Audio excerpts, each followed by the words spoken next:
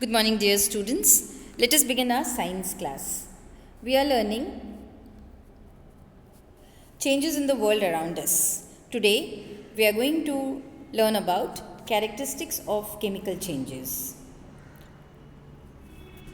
What are the different characteristics of chemical changes? Let us see one by one.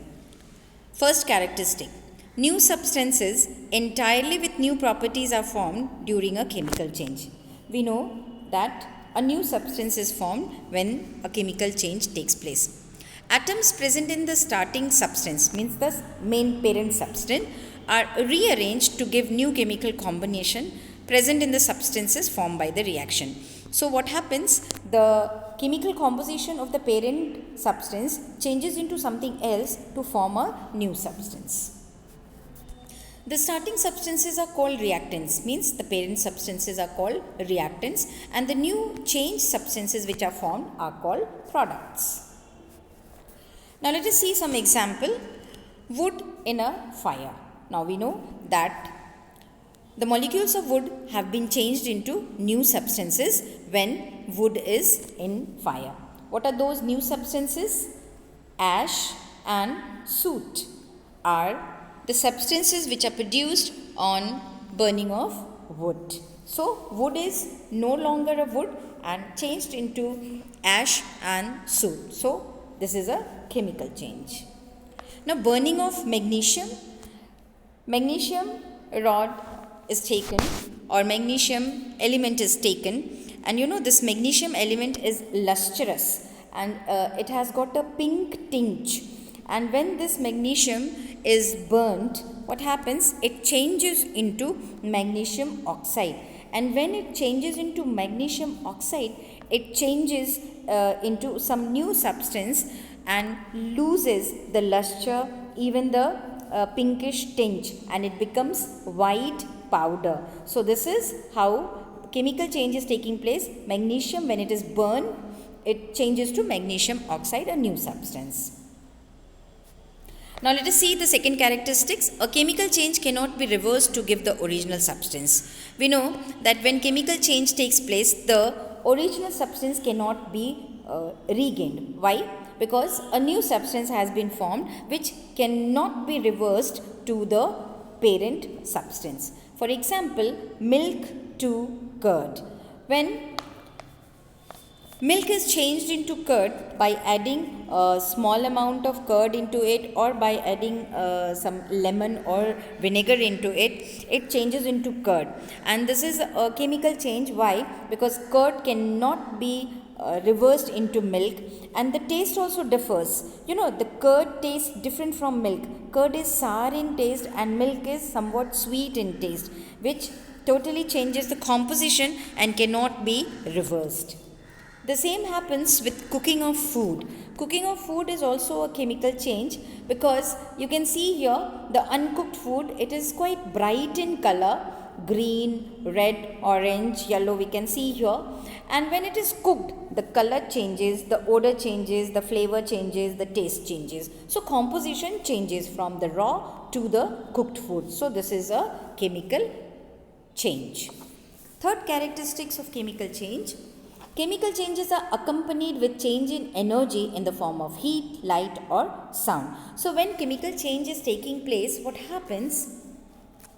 There is either evolved, heat is evolved, light is produced, or sound is produced, or heat is absorbed and light is produced. Now what happens? This is all accompanied by chemical changes and not with the physical changes. Now let us see some example.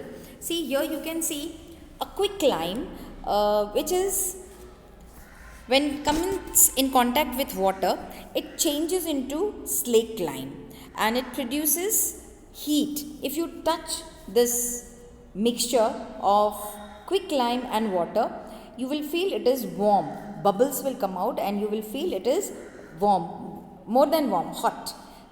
So this is what heat is being evolved. So this is exothermic reactions which takes place. Now what happens? This calcium oxide is changed into calcium hydroxide. So this is how chemical change is taking place. Now, burning of petrol or diesel, this is also a chemical change. Burning of petrol, what happens? What do we get after burning of petrol? This gives out smoke and heat and light. Heat is evolved, so again this is exothermic reaction.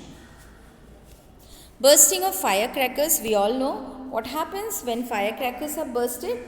Lots of heat, light and sound produced. So this is also a chemical change. Change in weight occurs during a chemical change. This is fourth characteristic feature of chemical changes. You know, for example, rusting of iron is a chemical change. What happens if you measure the weight of rusting iron? You will find that it is more than that of the original weight of the iron. You know why the weight has increased? Because of the rust formed on the iron. So the weight has increased. So this is how there is change in weight during chemical changes. Not only this, you can see here the rust all over this chain, metallic chain. So this is increasing the weight of the iron material. In second example, burning of wax candle, here also the weight is lost. You can see here when candle burns, what happened? Heat and light is produced. Along with that, wax is burnt out into smoke and gases and water vapor. And the amount of wax which is burnt and the amount of wax which we get as melted wax, which cool down later on, the weight is lost. So this is how chemical changes either increases the weight or loses the weight of the parent compound. So these are the four characteristic features of chemical changes. Now let us see some differences between physical and chemical changes. You know, physical changes, no new substance is formed, only physical properties are changed, like state of matter changes.